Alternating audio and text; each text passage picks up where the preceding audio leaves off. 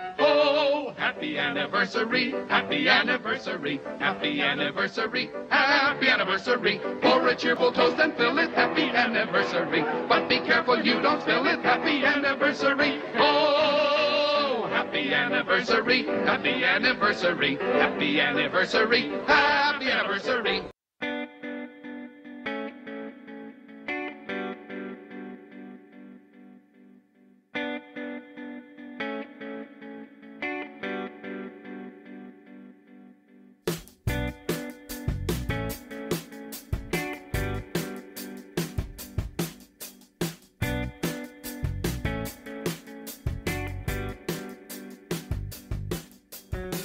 Welcome to Ladies Talking Leafs. I'm Chris. And I'm Sil. And happy anniversary to us. Yay! My little maple leaf rattle, if you can hear that. Anyways, long story about that, but we'll get into that later. Officially, our anniversary is actually on September 5th, so it's a few days away, but we need to keep organized for our listeners, or we definitely need to keep organized with our listeners because we publish on the first Wednesday of every month, so which is Wednesday, so which is in a couple of days, but yes, yeah, and this is our 16th episode, and things are going good. What do you think, Sil?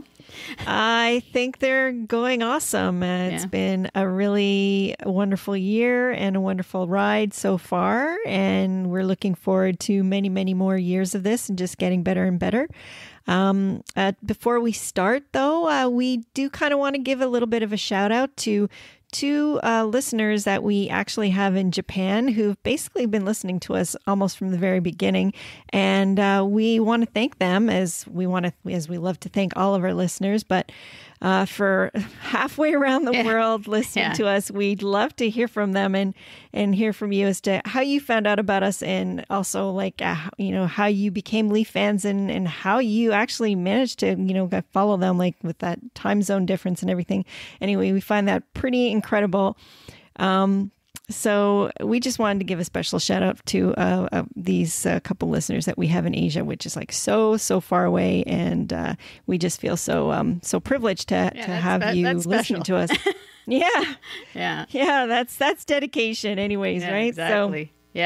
Anyway, we're going to give you a bit of an outline for our episode, what we're going to cover today. We're obviously, the Leafs are the gift that keeps on giving, and we have our thoughts to give on the Kapanen deal.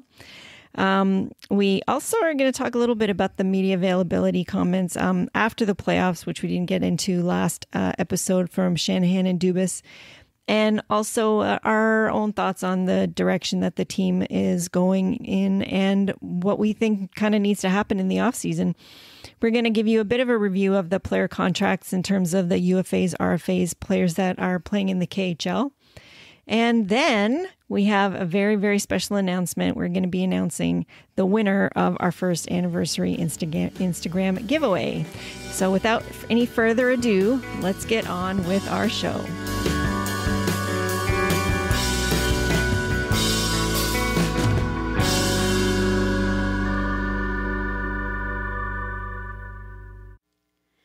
All right, so first we're getting into the Kapanen deal. Kasperi Kapanen traded last week, obviously. So what as to whether or not this was the right move, like for him to be the first one to go? I mean, it was really, for me, it was really between him and Janssen, basically. Mm-hmm. Yeah, so I think, I mean, let's get into the details of the trade first, I guess. Basically, it was Kapanen going to Pittsburgh for Evan Rodriguez, which is a right winger. He's 27 years old, from Toronto too, which I didn't even realize he's from Toronto. So that might, well, normally when they're a hometown boy, it's a good thing. But he is an RFA, so we're not tied to anything. That's kind of good too. Philip Hallander, which a lot of people are high on this kid. He's only 20 years old. He's a center, and he was, I guess, rated 4th on Pittsburgh's list of prospects. So he's pretty good, and drafted in 2018 in the second round. And he's played in Sweden the last couple of years. They're saying that he's basically another skilled player that could fit a bottom six role, which is important for us, especially with the flat cap that's going to be here for the next couple of years. And then there was also David Warsofsky. I knew I'd have trouble with that, but he's 30 years old, but he hasn't played in an NHL game since 2017-18. So he's basically more of a Marlies pickup replacement for the Jesper Lindgren, who also went to Pittsburgh in the deal. So so he's more of a AHL player. But I mean, I was pretty happy that because we basically were able to free up the cap space. I think that's what Kyle Dubas, I think, is freeing up the cap space to try and do something else. Like he said in his press conference that he's not done. So I don't know. What do you think? One thing you didn't mention, which you're going to kick yourself that you didn't mention, is the first round pick that we got. Yeah, she was looking at me while I was going through all that, and I did totally miss that, even though it was number one on the page. Yeah, I know. It's number one on your list. I saved it for you, Sil. Wow, I really appreciate that. You're so kind. You just keep giving me these gifts. It's kind of interesting that they ended up getting that first rounder back. It's sort of funny because Kapanen it's like Pittsburgh basically used 2 first round picks on him. So, we got him, we developed them a little bit for them, and now he's going back there and he's ready to step in. So it's kind of interesting that way. As far as the first round pick goes, I kind of find it interesting. I wonder if they're actually going to use it, or if, I know Dubas has come out and said they're willing to deal it. So he is sort of kind of gathering some assets and clearing cap space. And I remember when Kapanen got signed last summer for the amount that he did, him and Janssen we both commented at that time that their contracts were really structured so that they were movable.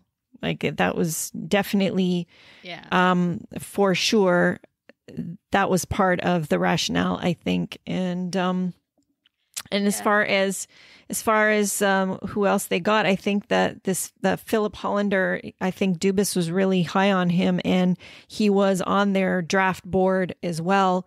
And they were hoping that he would be available for them to pick. So I think that he's somebody that's been on their radar. He's not necessarily a big goal scorer, but he is a super hard worker, and he's a really good two-way player. So like he is, and he's got apparently a very, very good mental makeup and attitude, in that he is willing to kind of do whatever is asked of him. He's extremely coachable player. And so he's like, if I only play on the penalty kill and the power play, like those are the things that, he's very much going to, I think, in their plans as far as a good specialty teams, bottom six depth person. Yeah. They all have, it's funny because everybody that in preparation for this episode, I was looking at all these different players and that we got or have gotten, and a lot of them, majority of them, are on these entry-level contracts, which I think is really the key. Because there's him, there's that Mikhail Abramov, I think it is, and right. Which we'll get into a little bit later, and then the oh God, I forgot the other guy's name. He's in here too. That we're going to mention him later, but it's just I think with the salary cap, that's really what this is going to help us, so that we can get a quality defenseman, hopefully, in the long run. But right.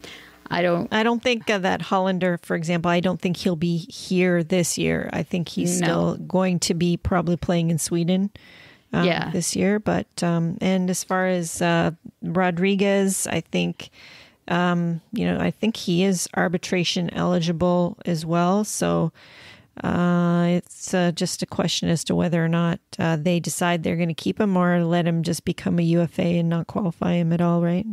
Yeah. That could happen also. Yeah. So yeah, I mean, Kapanen too, I don't know where this year I was just looking at his stats, I guess, for this past season. And I guess in 69 games, he had 13 goals, 23 assists for 36 points. And I mean, he played with Matthews. I know that at one point. He couldn't get a connection there.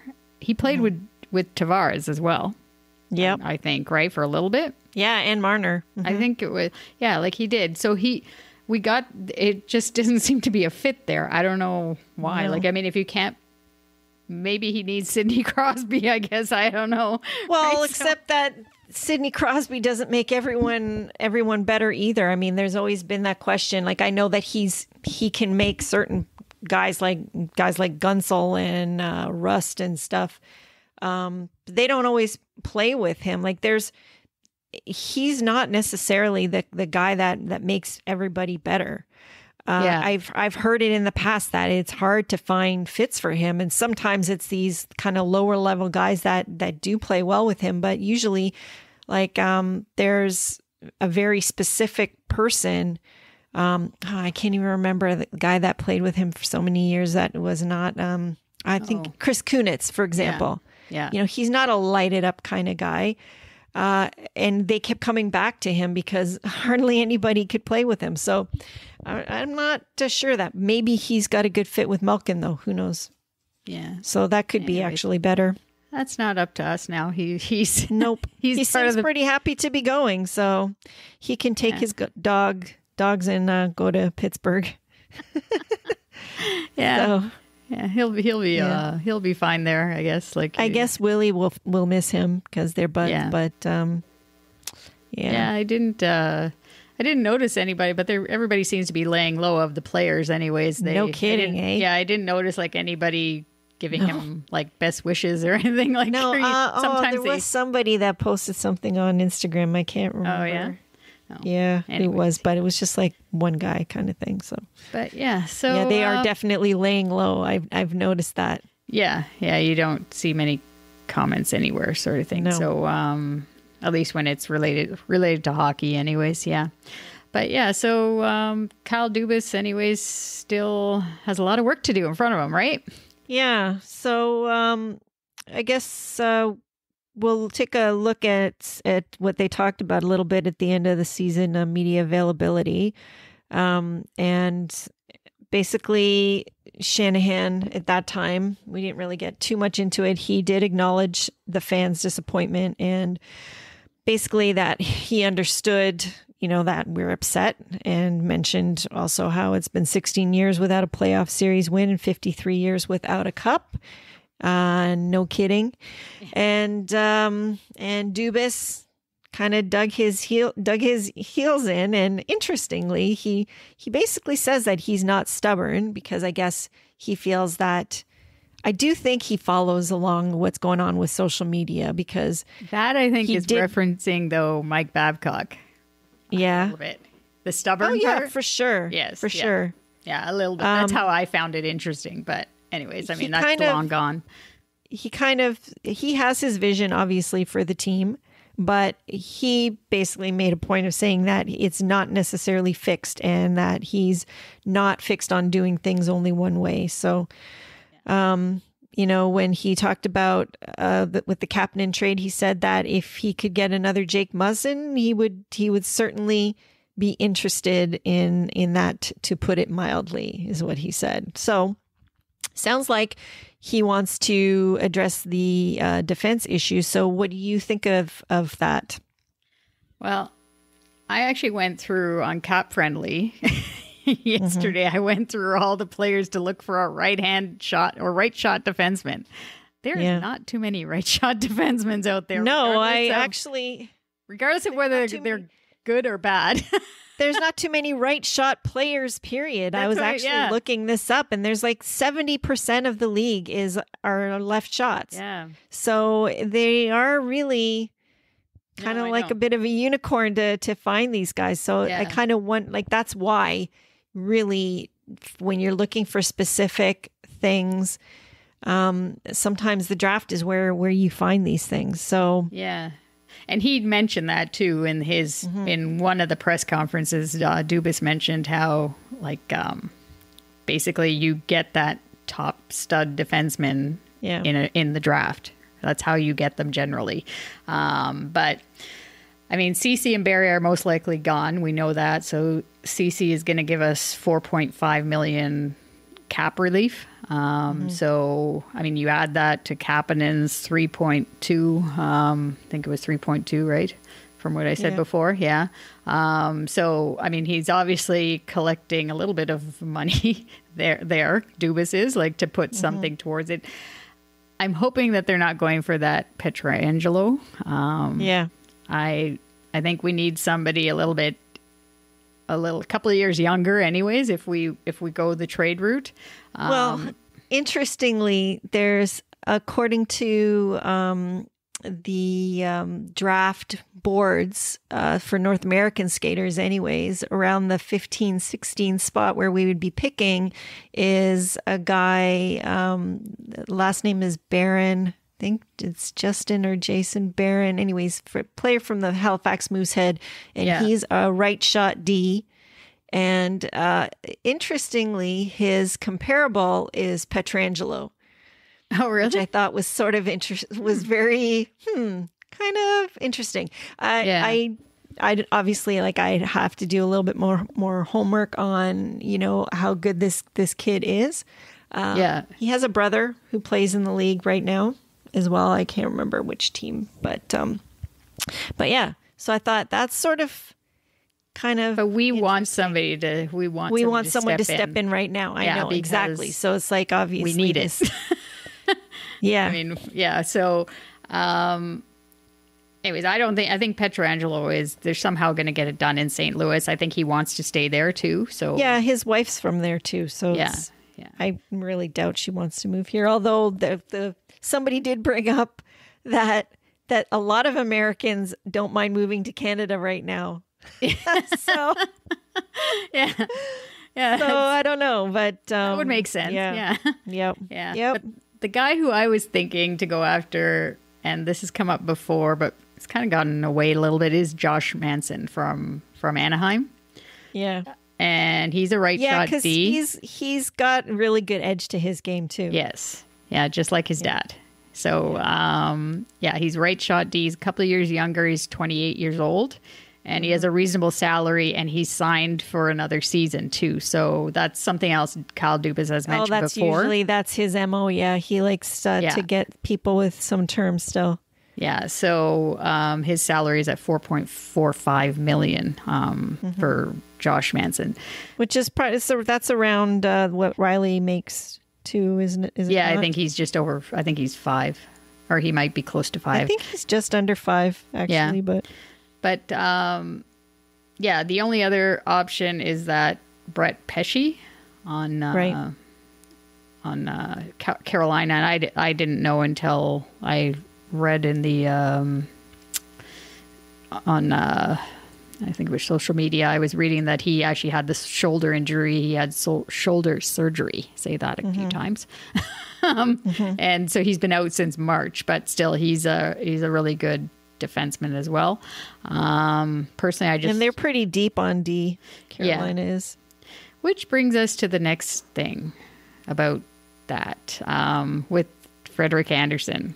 Yeah, I was having a little bit of a chat with somebody on social media today on Twitter about it, but I don't know. I think Leaf fans, LeafsNation, careful what you wish for when it comes to trading for Frederik Andersen. Exactly. I am very, very conflicted on this. Like, I don't quite know how I feel. And I look at the players that are available, because I guess that's the whole thing, is that there's going to be a glut of UFA goalies on the market this summer. But none of the names that I see there are like ones that I would say definitely are better. Like I just, and you have to consider when you look at these goalies and what they've done in the past, you cannot take them completely out of like what their accomplishments are, you know, just and put them right on the individual. Some of it is the D that's in front of them too. And so like you're bringing potentially certain goalies in to play with our defense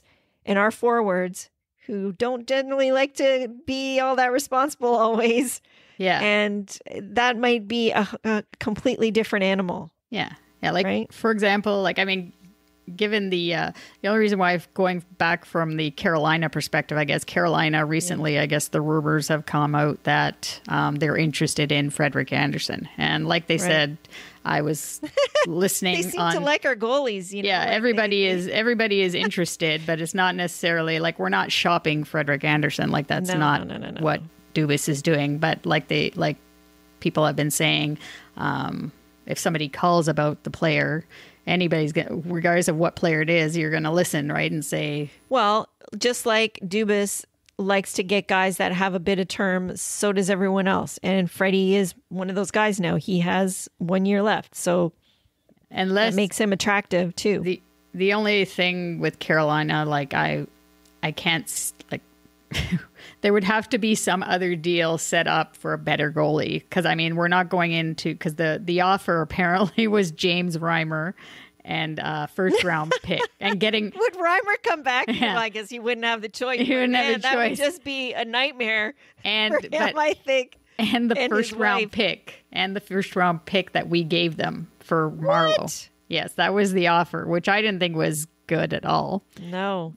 But then I thought to myself... Unless there was something going on to get for a different goal, like another goalie. Because I could not imagine going into the season with James Reimer and Jack Campbell as our goalie tandem. No. Yeah, no way. That would be a catastrophe almost. So, well, I also heard a really interesting tidbit from Arizona that because the Arizona is really under the gun because of this whole controversy that they might potentially move off of Darcy Kemper. And I heard that Freddy could go there. And like, first of all, obviously Darcy Kemper is a really good goalie. That would be great. But sending Freddy there is like, are you trying to set it up so that Matthews 100% goes there? Like I saw that and I went, God, no, please do not do that. But yeah, well, that's the other thing. That's another thing I saw that was like, that's kind of weird and scary. And yeah, well, that's the other thing that you have to consider is the team chemistry, the makeup of the team. Like he's been here since our young guys, our star players. He's been here, sort of thing. He's the goalie, so to disrupt that, like, I mean, obviously it's the game, and they know that. And it's like a business. Yeah, they know that, but still, you need to make sure you have everything, all your ducks in a row when it comes to this kind of thing. And I'm also worried just the way going into the season, like how Freddy handles it. I think I mentioned this our last episode too, but just the distraction of being in the contract year. And his agent already spoke out to say that he's heard about all this talk. So obviously, if he's saying it, the player knows it too, sort of thing, right? And he's just, he's a little bit, how do you say it? The soft-spoken guy, anyway, sort of thing. So he could, I think he likes it here, I think, right? And I really think the problem isn't him. It's the defense in front of him. So regardless of whoever they get back there, I mean, he's been phenomenal in almost majority of the games. Yes, he hasn't won the big game, and he lets in the soft one or whatever from in the playoffs. But if we had a better defense, I don't think we'd have to worry about those things.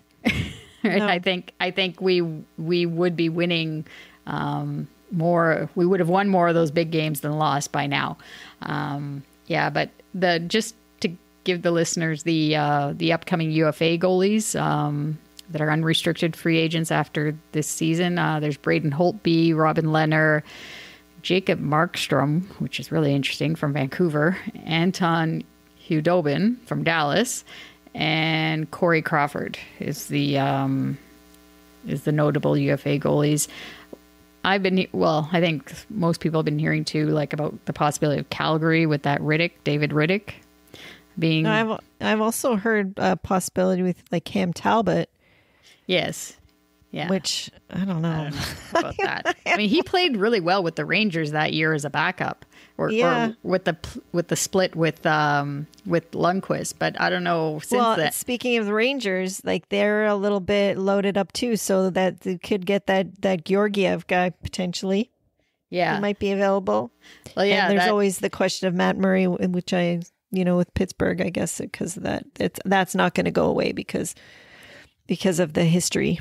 Yeah, probably. And like Kyle Dubas said too, all of this really is speculation. I think a lot of it is going to have to wait until the season is over, because a lot of these teams, when it comes to obviously to paying salaries, they depend on the gate revenue, and if there's no fans in the building, they're not going to be getting much revenue. So there's going to be a lot of possible other players that might become available that teams may not be able to afford, or they want to move off of, right? So, and the other thing that it's just such a bizarre and crazy time, because there's all of that. There's the flat cap. There's going to be probably a lot more shorter term deals, I would think.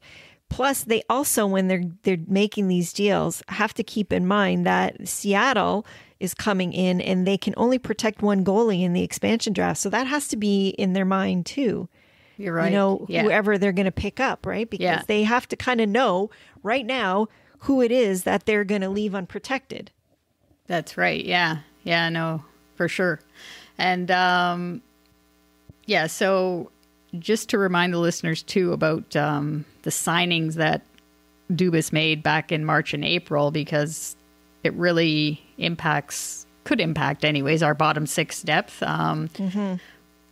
I actually didn't know this guy was only 19 years old, but I mentioned him earlier in the intro, the Mikhail Abramov. He's only 19 years old. He's a center right winger who's signed to a 3-year entry-level contract. And he was our 4th round pick in 2019, and he played last year in the QMJHL in the Quebec Major Junior League, so with Victoriaville. So I don't know.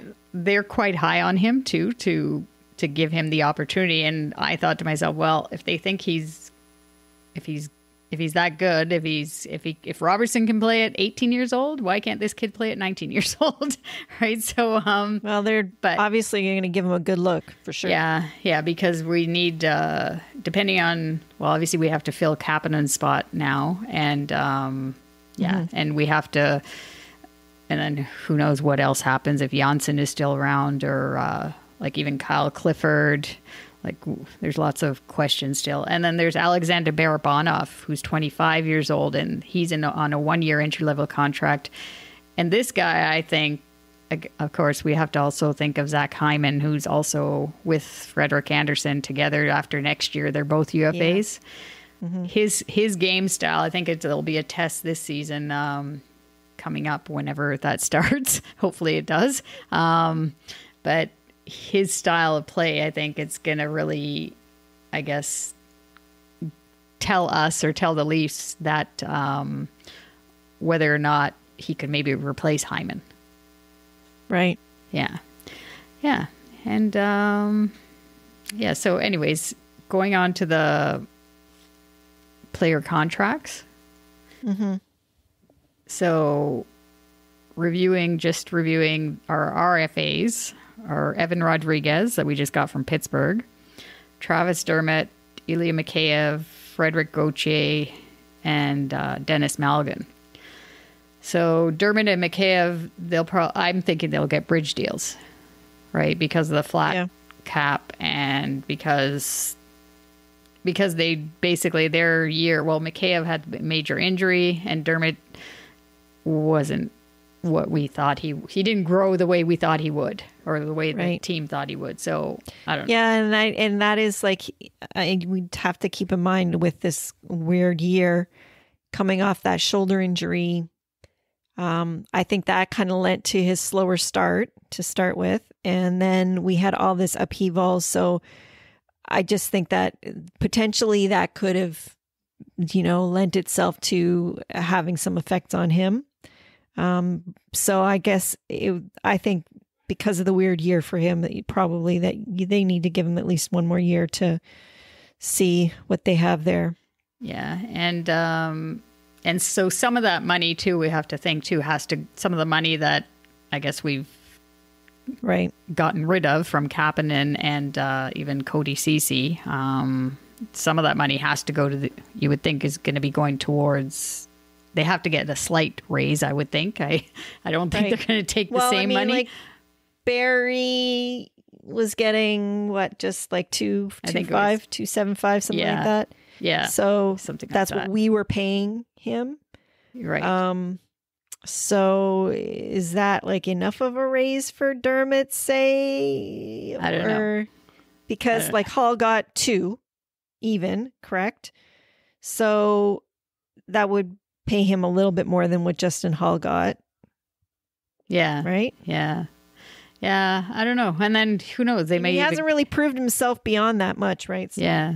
Yeah. He might even be he's part younger, of, though, is the thing. Yeah. He might even be part of a deal, though, too. You never know. Yeah, could be. I think because if we're trying to get a defenseman off of a team, you would think they're going to want to give him something. Yeah. You got to give them as a defenseman, maybe not quite as good, but he may be like a secondary part of a deal, of a bigger deal. But I don't know, lots to think about there. But and then Gauthier and Malgin, I don't know if they'll get re-signed. They,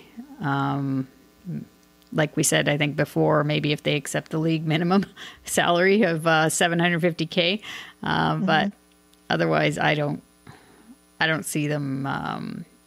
Not with all these other players that we've already gone through that have like entry level contracts. Like I'm sure Malgin is a winger, right? So I think we have other wingers in the system that could probably do just as good. He didn't really. Isn't like he kind of interchangeable with Nick Patan? Yeah, that sort of thing. Yeah, yeah. So I don't know. But it's again, these are kind of depth guys that they kind of like to use as placeholders. Yeah, they're all replaceable. Yeah, 100%. Yeah. So then moving on, I guess looking at the UFAs that are coming up, we have Kyle Clifford, Spezza, Cody Ceci, and Tyson Barrie. I think we can all agree that both Ceci and Barrie are most likely not coming back. Do you think, though, there is a scenario, however unlikely, that they sign Barrie for like 1 year just to give him one more shot to prop up his numbers? I don't know. Because that guy, I'm pretty sure, thought he is going to be cashing in. Oh, yeah. And I don't see any scenario where that's happening right now. No. Because for so many reasons. He had the horrible year. And then now on top of the situation with the flat cap, this is not going to be a banner year for UFAs at all. No. I don't know. I've always had this niggling thing in the back of my mind, wondering if they would just give him, if they are going to just sign him for one more.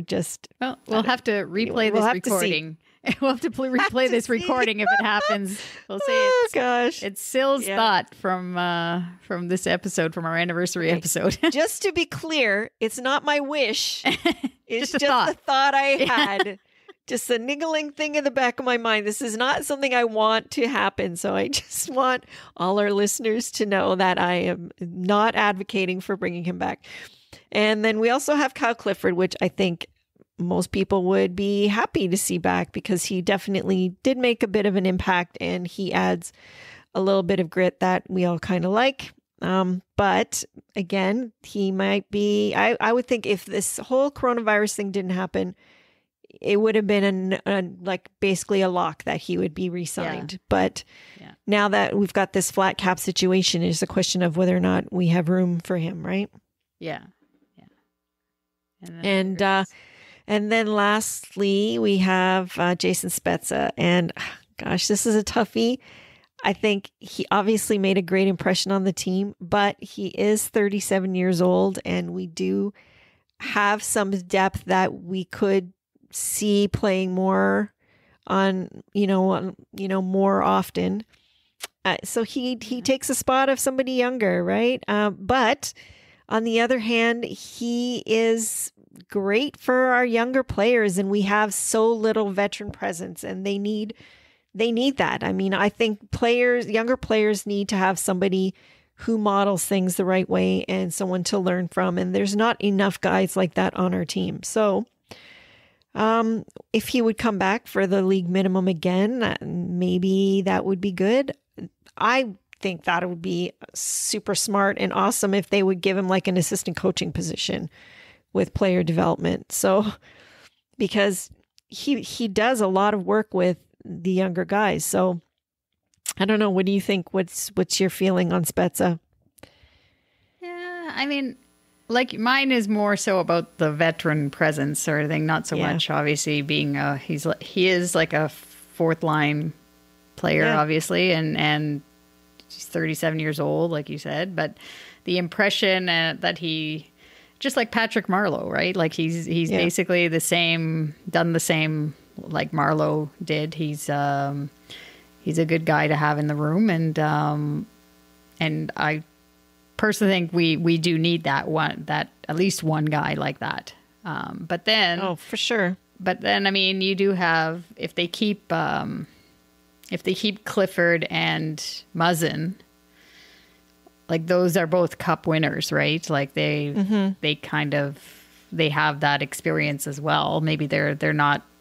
I mean, I think Jake Muzzin, I think both of them might be 30 years at least old, but they've been through it before. So maybe that's enough experience, just those two guys. And as slightly younger players too. So. Right. Yeah. So you might want to maybe give the extra $750,000 to Clifford if you can. So, but I don't know, because they're both fourth line players. But I don't know. That one really tugs at the heartstrings though, because there's a lot of emotion built up in that, which I never, ever in a million years imagined I would feel for a former Ottawa Senator. Never, ever did I think that I would feel that for Jason Spezza. But I don't know. He showed me some things this year.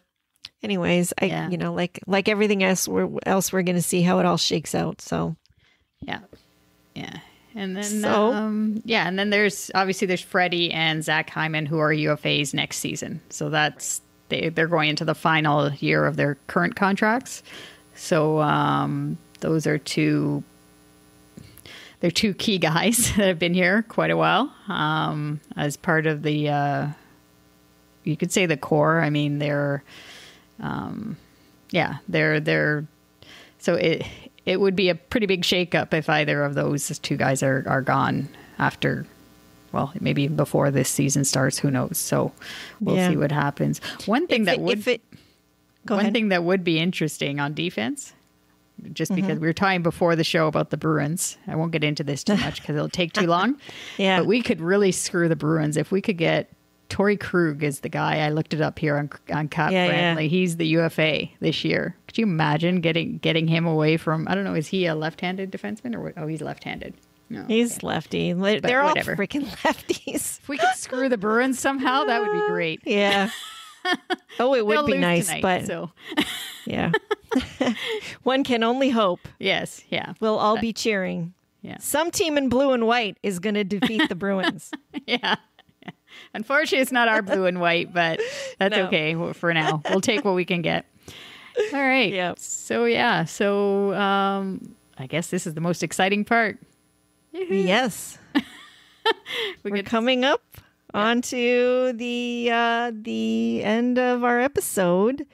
So before we do that, we wanted to kind of, since it's our anniversary, give our thoughts on what our favorite episode is. So of our own episode, like, not that we're tooting our own horns, but we're just reflecting back on our first year and what we've done and how things have changed and how things have grown, and wondering what your favorite episode is, Chris, that we've done so far. Yeah, no, I think it's not, like you said, it's not making a big deal out of our episodes, but I think we're excited. We're just excited about the fact that the show has gone so well, And so I wanted to go back and I wanted to see the one show that I thought we did good was actually Finding Our Groove, which is the November episode. And I liked it because it was, I guess, like covering basically the start of the season. And I was really excited, and you could tell the excitement in our voices. And it's just funny when you go back and you listen to some of these episodes as to what we were talking about at the time. And it's like, you were talking about the Tavares captaincy. We very briefly mentioned about the Austin Matthews Arizona issue. Because that had gone on as well, which is stupid. But anyways, and then we were talking, like Babcock was in there too, because he was still the coach. And we were talking a little bit about him. And then, of course, I really liked the fact that was our first on the road with Chris and Sil. Right. Our road trip segment. So, and we only got that was a really good one. Yeah. So we actually had just gone on our road trip to Detroit. Yep. So our listeners, definitely, we're going to plug it here because we only had 2 episodes. We've gone on a few road trips ourselves, but we had this year, I guess, in our episodes, we had the 2 episodes, one going to Detroit, which was the November episode. And then in February, we had our Nashville episode because we've been to Nashville as well. So if you could go on, I guess, back on go on your apps and you could see all of our episodes there. And if you want to look at road trips, you can definitly go back and listen to those. Listen to those. But that's basically the one that I liked the most, I guess.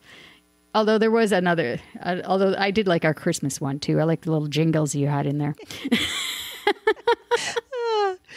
Which one did you like? I'm going to pick our very first episode. I know that seems like maybe a bit of a cop-out, but I'm picking that one because we overcame lots of technical difficulties and things. Like there was just so many different things, different learning curves, things that we had to overcome and learn how to do, and all the technological things. Like, if people think we have people that help us with this, that's not the case.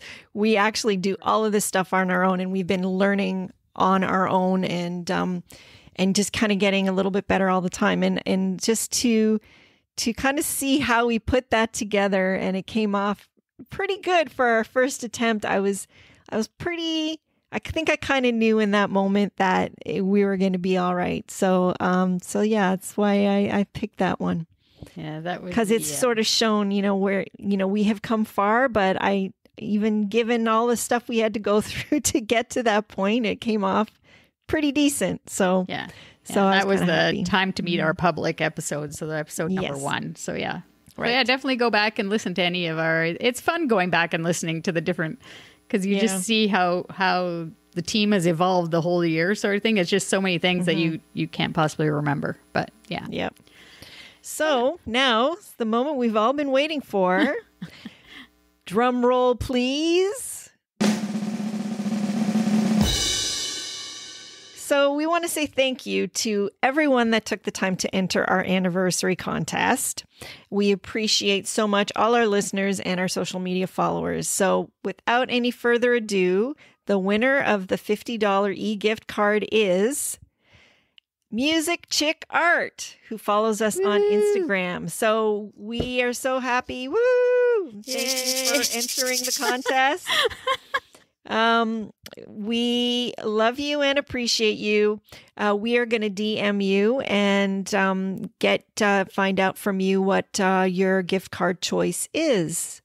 And as always, we want to thank all our listeners. And basically, I just want to say thank you from the bottom of my heart. This has been an awesome year and a very up and down roller coaster. And we like that we get to ride this with our fellow Leaf fans.